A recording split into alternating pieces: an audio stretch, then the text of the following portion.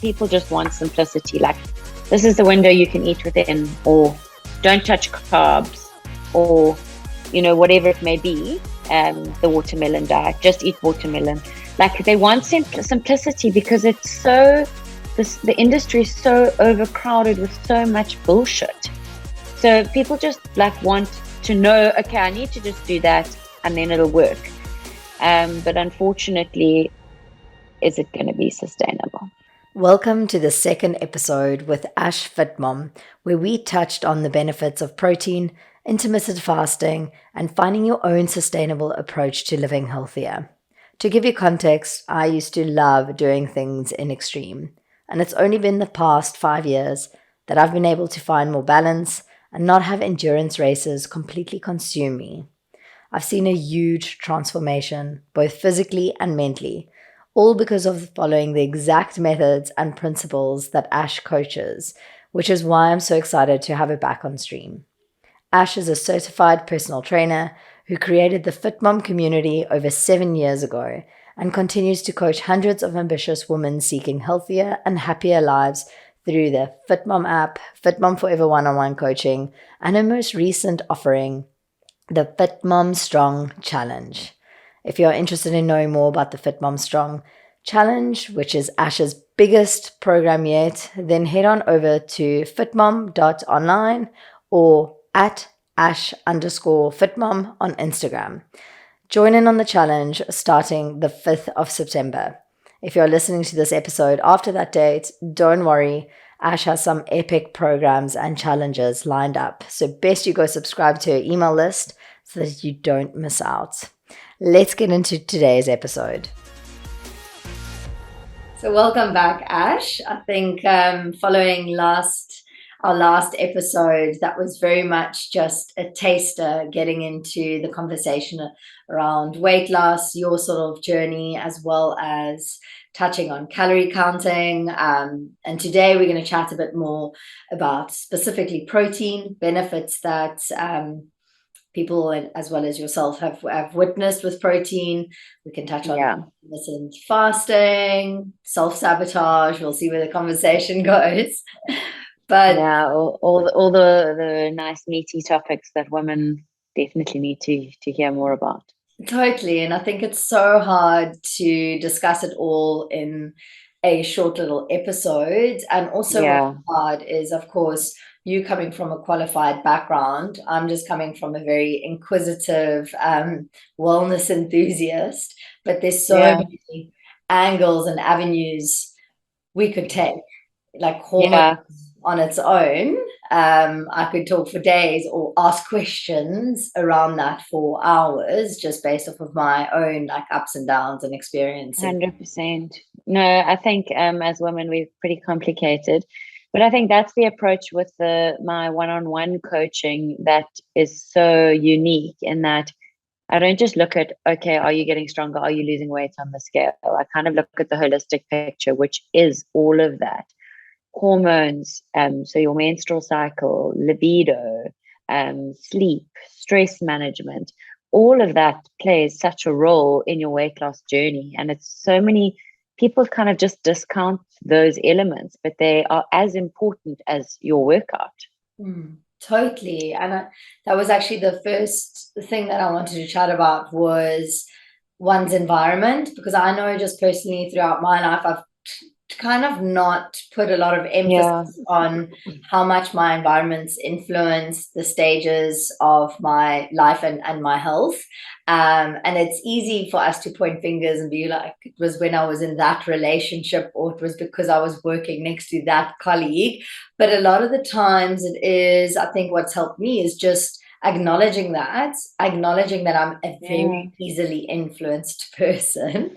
Very. I mean, I think I was listening to a podcast the other day where a psychologist was talking about sugar and how we brought up like everything with sugar in it is bad. And I'm not promoting eating sugar by any stretch of the imagination, but we actually as humans are hardwired to go for sugar, because back in the day when we were cavemen, it's a carb, it's high energy, it's something we would automatically just eat because we wouldn't know when our next meal would be. So it's very hard if your pantry is full of chocolate chip cookies and all the things that you know you're going to want and crave and binge on.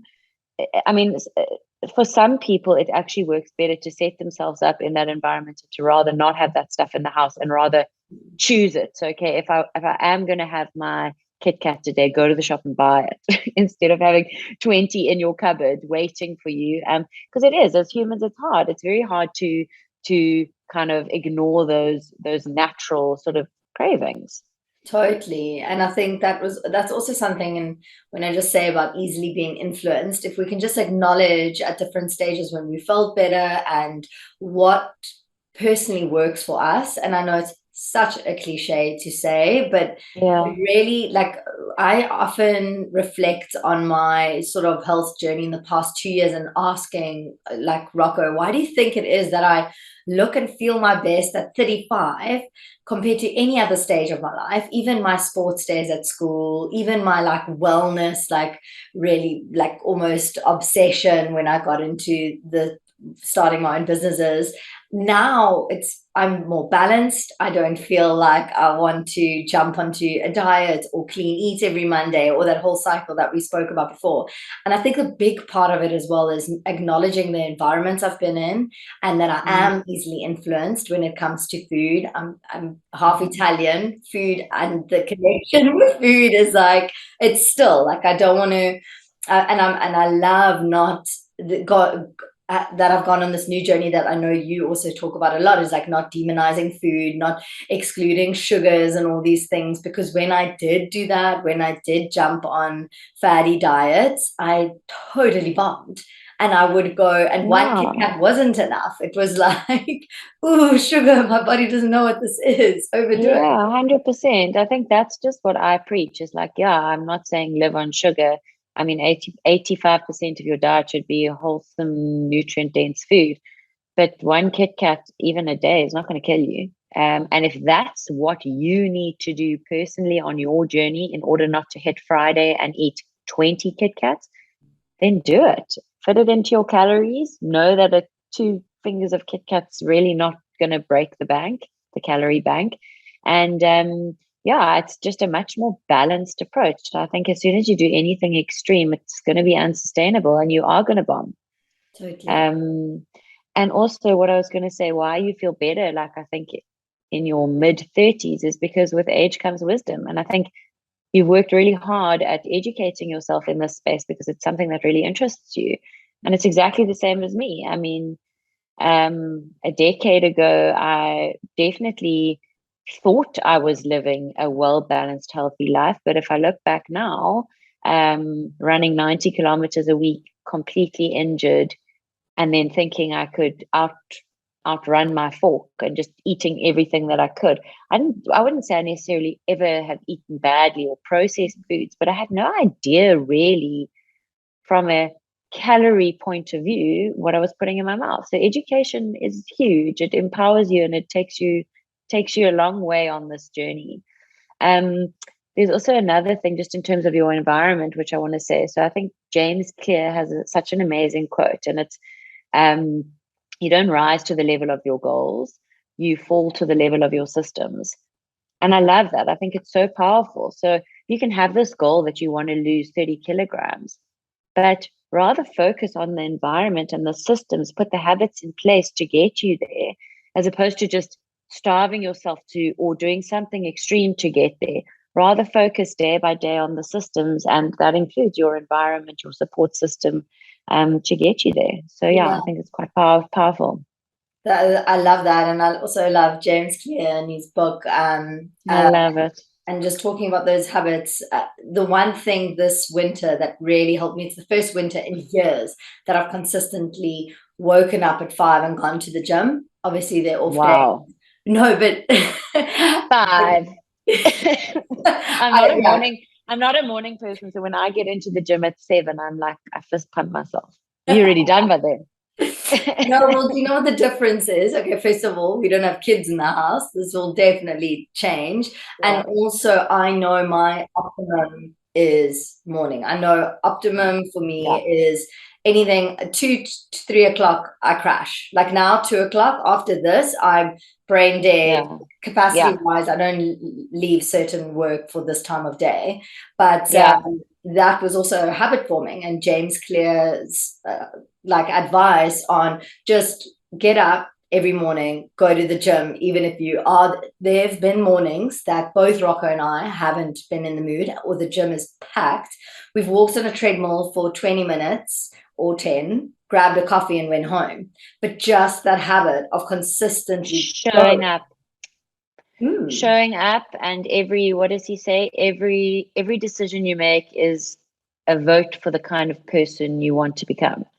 So Yeah, you want to become a gym healthy person, not a gym person, but yeah. a healthy, strong person. Yes. Just show up. Just start with showing up. As you say, if it's 10 minutes, it's better than nothing, and it creates that habit.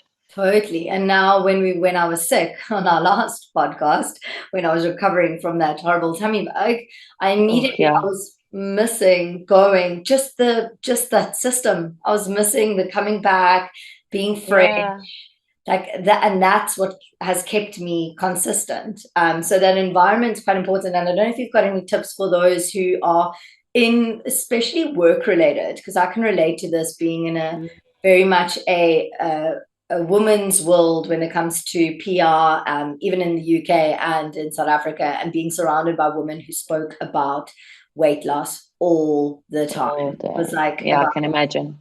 so that industry was very made me very conscious actually about like weight and food, etc. So if there's anyone out there that's on that side of the spectrum in their work environment, or someone who's perhaps in a work environment where the majority of the people around them are eating Gatsby's for lunch, because I know friends who are Yeah, then working those. it's very hard. I mean, I think in that situation, if you do want to embark on a weight loss journey or a gaining strength journey, I do think it's quite important to reach out to somebody who can kind of be on your side, whether it's a personal trainer or a health and wellness coach, someone in that field who you feel will be on your team, and who can give you measurable goals, because you can't improve what you're not measuring. So if you're just kind of blindly winging it, and then there's cake in the office, and you've got kind of no parameters to work within, you don't think that piece of cake's going to make a difference. But if you're having that every day, it is going to make a difference. So I think just reaching out and getting kind of a support system in place, which will be part of your systems to create the habits, Yeah. which will eventually get you to your goals, is quite an important one. And I think it's quite a dangerous space to be in if you've got 10 or 15 women in an office all talking about their latest fitness fad. And so many people say, oh, well, intermittent fasting, that's it. That's the only thing that works, and everybody must do it. And they're quite like dogmatic in their views. And I think that comes without a lot of like education. So that's why I'm saying rope in a specialist if you are feeling confused and you don't know where to start and it's all very overwhelming. Everyone's got a different view. Um, definitely seek help from someone who's in the game.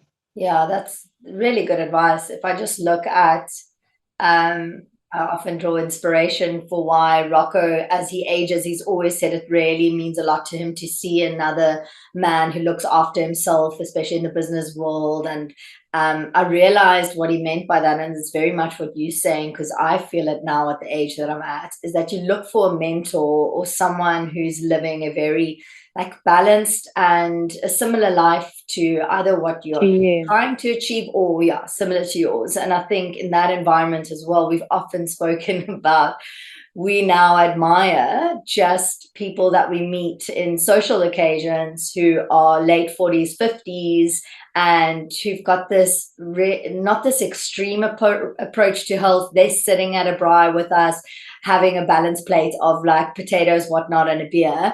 But yet you can see they are active, look after themselves, they family, Yeah, moms or dads. That's quite aspiring, and I think that it is is. very a benefit is being surrounded by that or finding that, like outsourcing to a coach if you can't find that within in circles that you are. socialize. Yeah, I think it's inspiring, and your immediate thought almost is like respect, because it takes hard work, it takes showing up. It takes showing up on the days when you really don't want to, and that's the hardest part. So yeah, mostly it just like massive respect, because it doesn't come easy. But at the same time, it's a decision you make, and I don't think overweight is being easy. Going to the gym is not easy. So it's almost like choose your hard. And I also kind of think it's a vote for the kind of person I want to be later on in life, which is healthy, fit, and strong to the best of my ability, live to see my grandchildren, all of that. So it's also a longevity thing which comes into play, which I think in your 20s, you're just like, you're invincible, you're winging it. You don't really care about that kind of thing. Um, but I think also just a balanced approach is also for me a huge, as you are half Italian, I'm married to an Italian. So much of our joy in our family is around cooking. I mean, the first thing my husband says to me basically every morning is, "What's for dinner?" And every Saturday he's like, "What should we cook?"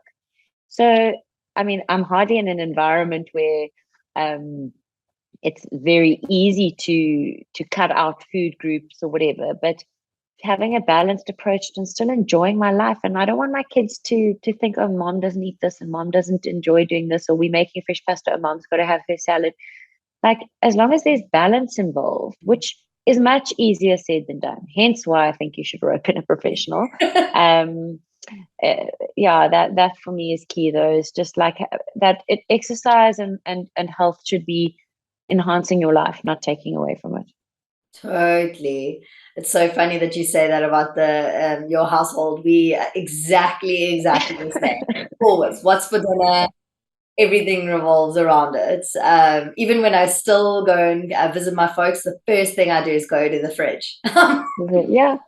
No, and it's so like I love it. I absolutely love it. We pump the Italian music, and we've got a glass of wine, and the kids get involved in rolling the dough, and I absolutely love it. And I wouldn't change it for anything, and I wouldn't not eat that meal because of calories. No, But am I totally. going to eat that meal 3 times a day? Probably Yeah, not. exactly. When it comes to intermittent fasting, have you ever done it? Have you seen benefits? What's your take? Yeah, I've dabbled in it, to be honest. I think, especially when it really was um, the next best thing about 2 years ago. Um, it didn't work for me personally because I wake up hungry, and I often train. I often train early, not 5 but 7.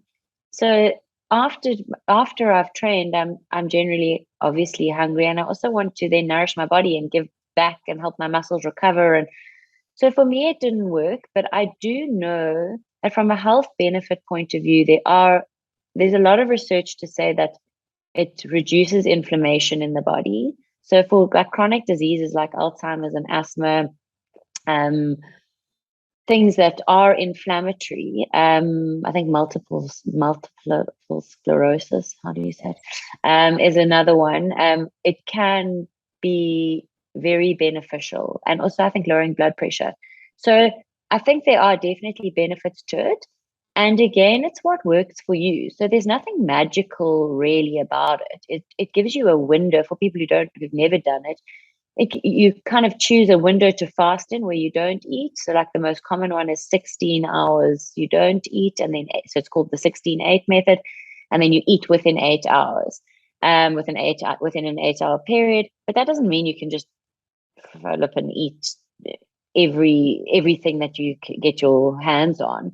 Um, but I think by reducing the hours that you eat in, it naturally puts people into a calorie deficit, and again, it gives you like a measurable boundary. So I think that's why people like it. Like, okay, cool, I've got until 6 p.m. and then after that, I'm not putting anything in my mouth. So it gives you that boundary, and it works for a lot of people. But personally, I'm much more the balanced type. As I said, breakfast is probably my favorite meal of the day. So if someone had to say to me, "Now wait until midday to eat," I might die. But I have done it before, and I didn't see massive benefits. But I do know that some people have lost huge amounts of weight. And again, if it's something that's sustainable for you and enjoyable, and it helps you lose weight, then go for it. I don't think it's going to do, it's not, if anything, it will benefit you. I don't Yeah. think it's going to do anything bad for you. Yeah, like you say, some people are the type of people that literally just want, give me a exact X, Y, and Z to eat, time frame, whatever it may be, and they benefit from it. Because I know a lot of people that don't actually enjoy cooking. They'll just eat the same meal every single day. Yeah. And just Exactly. But my one benefit of intermittent fasting that I sort of witnessed is, I've only been living with Rocco for a year and a half, and again, love food. I don't like eating on my own. That doesn't mean that I don't eat when I'm on my own, but what ended up happening was I was starting to gain like unnecessarily weight. Not a hell of a lot, but since living with him, and it would be because we'd go do our sort of morning exercise. He'd intermittent fast and have his first like meal at 12 and then come home at for dinner. I'll have breakfast, lunch, and then dinner, have 2 portions or eat exactly the same. So you just doubled up. It's hard. It's like we're making burgers and I also want a second burger. And I've always been like that. That's why I'm saying I'm influenced. Like when I had colleagues who'd have chuckles at 10 a.m. because they've got PMS, I'll be like, ooh, that's not something I'll go buy, but it's there. Let me try it. Maybe 10 a.m. chuckles isn't that bad. But I think that's the norm. And I think that's, people are so hard on themselves and have been so like brainwashed by diet culture that, you know, how it should be. And if you just change the narrative, that there are no good and bad foods, that, you know, like do what works for you. And for me, it's a much more balanced approach, and that really works for me. It means that I don't need to binge on the weekends, and it means that I can kind of maintain my weight all year round. Yeah, hundreds. So that was the 2 times that I can sort of do intermittent fasting just to get because all the confessions are coming out. I'm also an emotional eater. So what will happen? But I think if you had to ask like 90% of women, I think we all are. Like whether it's like PMSing, had a fight with someone, very stressed. Happy, sad. I 100%. When I moved to England, so stressed, most stressful thing I've ever done. I literally baked rusks every 3 days, and I wouldn't even wait for them to be dry before I'd basically mowed down the batch, because it just was comfort and it was home and it was anything to kind of cling to help my healing heart. So don't worry, I don't think that, I think it's pretty much the norm. Yeah, so that's when intermittent fasting helps. So I come back from holiday, I'm feeling a bit sluggish because I've obviously overindulged in all the things, or I'm trying to get back into a routine, and I know that I make delicious dinners in the week, and I want to eat the same amount or at least enjoy it without gaining weight, and that's where I sort of fast in the morning, have my lunch, etc. Yeah, and that's where I've seen some benefit. Exactly like you're saying, it's just reducing my calories, but instead of balancing it out throughout 3 meals, I'll just make sure that the evenings I can have big fat dinner and a dessert. That's absolutely.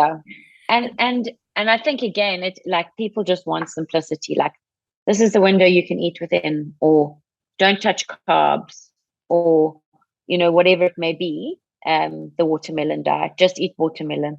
Like they want simplicity because it's so. The industry is so overcrowded with so much bullshit. So people just like want to know, okay, I need to just do that and then it'll work.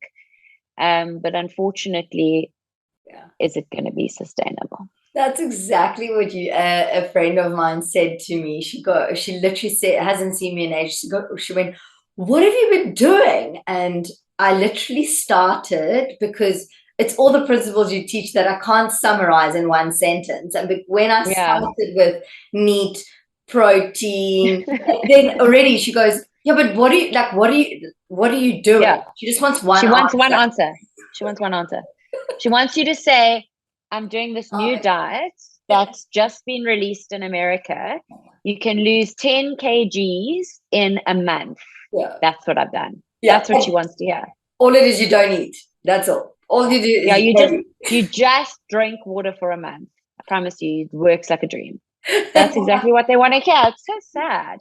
It infuriates me, but that's why people go on such a long road. They get to 45 and they still don't understand why they can't lose the weight because they're not educated. Yeah.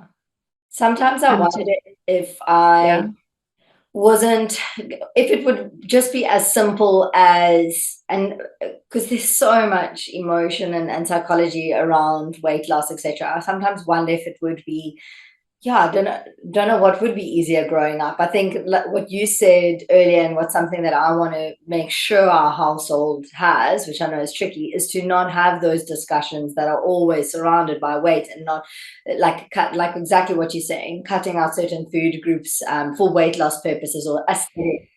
Yeah. The aesthetic route, or those conversations can really sit with you for life. And it's not just in your home, of course, like we said, it's also in work situations as well. Let's chat about protein, because also I love protein. So I know so many people that say it's very hard, because they go to is to say they don't eat meat. So of course there are other ways of getting protein, but before we get to the protein sort of intake, what are the major benefits, and how do people listening know how much protein they should be consuming daily? So protein is basically the king of the macronutrients. So your macronutrients are your protein, your carbs, your fats, and the reason why, which is what people don't understand, why it is so important and will change your life if you focus on increasing your protein, is that it has the highest thermic effect of food, which means you burn more to break it down. So you burn more calories breaking it down, which obviously is going to have a higher impact on your energy expenditure. So I think protein is it takes 20 to 30%. I don't know what it is. Let me actually check. 20 to 30% of the energy content of the food to break it down. Fats is 0 to 3%, and carbs are 5 to 10%. So it's almost 3 times the amount of fats and carbs energy-wise to break it down. And because it's requiring more energy to break it down, it means you're going to stay fuller for longer, which is always a win. It's going to reduce cravings. So your cravings are going to be down. It's got a whole, array of benefits, from repairing your muscles. I've said, like, your cravings. It also is very good for your bones, and people, it's obviously going to increase your fat burning ability. So if you're on a weight loss journey and you're not focusing on a protein target, even if you're not tracking it, just being mindful of it, and knowing how much protein is in your breakfast, lunch, dinner, and your snacks, it's a game changer. Honestly, it's the two things have seriously impacted my maintaining my weight. The first one was when I introduced carbs after I thought carbs were the devil. That was quite a while ago, probably 5 or 6 years ago. Immediately I lost like 2 to 3 kgs in like 3 weeks, just because my body was like, fuck, you train so hard and you're not giving me the energy that I need. So I'm storing it. So I'm just going to hold on to it. So carbs for me were a game changer. And then the protein has just been everything in terms of cravings and helping me build muscle. It's a mindset shift, but it's now a complete priority within my diet. Yeah, your body is looking insane. And I would say, would you say, I would say, protein's got a big part to play in it. Huge. And I think people, again, it's such a hard topic because people aren't educated on it. So cool, increase your protein. What does that mean? What does that mean? I must eat steak. How do I do it for breakfast? So the hardest part with my one-on-one clients, or any ladies that I train, is when I say increase your protein, I do give a protein target, which I ask them to track, because it's the only way to know if you're hitting that target. So often they're like, okay, this is what I ate today. And then I work it out. And it's like 70 grams. I'm like, darling, you need to double that. Yeah. Oh, I don't know how to. Don't have half a scoop of whey, have one scoop of whey. Don't have half a chicken breast, have a whole chicken breast. So often the most basic thing of increasing protein is just to eat more protein. I know it seems like a lot, a tin of tuna. Sorry. Oh, are you there? Yeah, sorry. Eating a tin of tuna seems like a lot. That's 30 grams of protein. That's what you want in your lunch. I can tell you right now, you probably won't need a snack between 1 and 5 if you have a full tin of tuna. But people are like, oh no, I only have a half, because they, in their mind, it's, if I eat less, I'm going to weigh less. And it doesn't work like that necessarily. Oh, it's complex. It is. And it's not as straightforward, because I know that there's deprogramming that I'm often doing in my head. But with the protein side of things, I found that I thought I was eating a lot of protein, and of course my mind went to, oh, I must eat more meat, and I don't like to eat a lot of meat. We don't actually eat, especially not red meat. But then things like that have really changed, because I've seen massive benefit from, like, my whole body composition has changed since Totally. protein. Mine has totally changed. Totally changed. Literally. I'm shocked. 3 kids heading to 40, and I've like changed the shape of my body, and I've been training for 20 plus years. Yeah. So I mean, I know I've increased my strength training in combination with that, but I know that the protein has been a massive game changer for me. 100% agree with you. I think some of the easier parts of incorporating protein have definitely been like egg whites. If I don't have egg whites in the fridge and I can't stuff that in like oats or with my scrambled eggs, then I like find it really hard to like, that's like one part. Yeah, to hit my protein. That, and then I started introducing again cottage cheese and yogurt, things that I cut out for so long because of my hormones. I went through like hit 30, dairy. Adult acne, had a lot of inflammation, had a lot of like things, but now on a more balanced and a healthier state, I can incorporate a lot of those foods again, which obviously helps a lot with protein intake. Yeah, hugely. And then just a disclaimer there, it's not like now go crazy on protein, because protein still contains calories. Yeah. But so that's why it's important when you have your protein target, to do it within your calorie target. So that's why I'm pro tracking, because it gives you something measurable which you can improve on, and you can target it every day. Love that. And how would you say people can tackle a healthier, sustainable, I don't like to say weight loss journey, because weight loss is just something that you want to do temporarily, because you don't want to always be in for a calorie deficit, or even just thinking about just weight loss. It's like so refreshing being in my 30s, and actually I think it's also just, like you said, wiser, don't give as much of a shit, but having that freedom to just love food for what it is, and to make healthy choices, but to also, like last night we had 2 bowls of Cocoa Pops, and it was just so good, because I'm on my period. And and I'm on my period, and if I didn't have that last night, today would have been an absolute shit show, because I would have given in and just bombed. But now that you know better, you know what's in your bowl of Cocoa Pops, and cool. I hope you enjoyed every crunch. I did. It's so good. So good, yeah. But yeah, so how would you say someone could take on a sort of incorporating more healthy foods without having that mindset, or even giving in to the more expensive health products out there, the healthy fads out there, because it is very hard walking into any grocery store and being bombarded by all the health products, or you think the gluten-free cookies are good for you because it's gluten-free, but it's still, so how do you even approach that without busting the bank? I think, I mean, you absolutely can eat a well-rounded, healthy diet and lose weight or not gain weight on a budget, 100%. I mean, it doesn't have to be fancy, flashy. I mean, my biggest advice would be to actually like keep it simple. Like, I think if you are trying to control the amount of fats and stuff that you put into your diet, the simpler the better, especially in the beginning.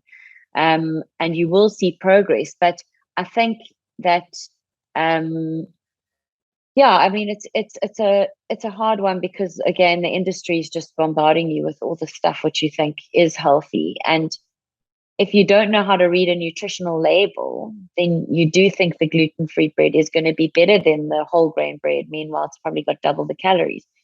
So it's about educating yourself. And if you really are feeling lost and overwhelmed, it's about reaching out. Go and see a dietitian. There's a reason they studied for so many years. Reach out to a health and wellness coach. Um, the more education you have, the more empowered you'll be to make the right decisions. And then once you're empowered, you've got flexible eating or intuitive eating, which is kind of the goal. You want to be able to go, when I'm going to France on Sunday for a week, and there's no way in hell I'm not going to have a croissant probably every day. Yeah. Like, I know what's in it, but that's the thing. I know how to fit it in now to my life, and I think that's the key, is empowerment and education. I think the biggest investment you can make is in yourself. And whether that's in the form of a therapist, or, as I said, a personal trainer, or whatever it may be. People don't even think. They go to, I don't know, Country Road and drop $3,000. But that $3,000 could go towards changing your life forever. Totally. I love that.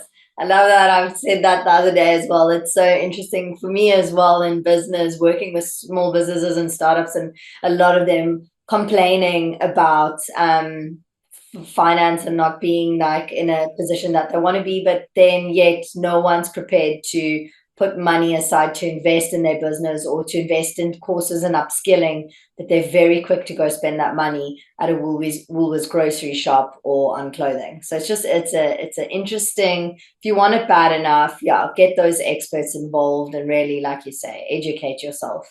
Absolutely. Yeah, it's hard, but it doesn't have to completely control your life.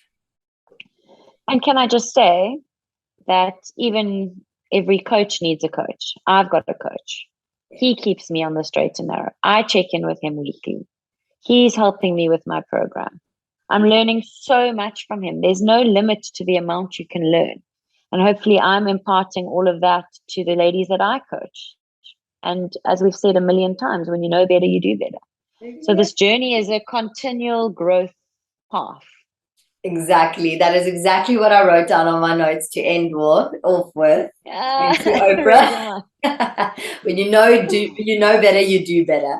Thanks so much again for your time, and I'm sure we'll have another chit chat very soon. Such a pleasure. Thanks for having me. I loved it. Pleasure. Thanks. Yeah. Bye.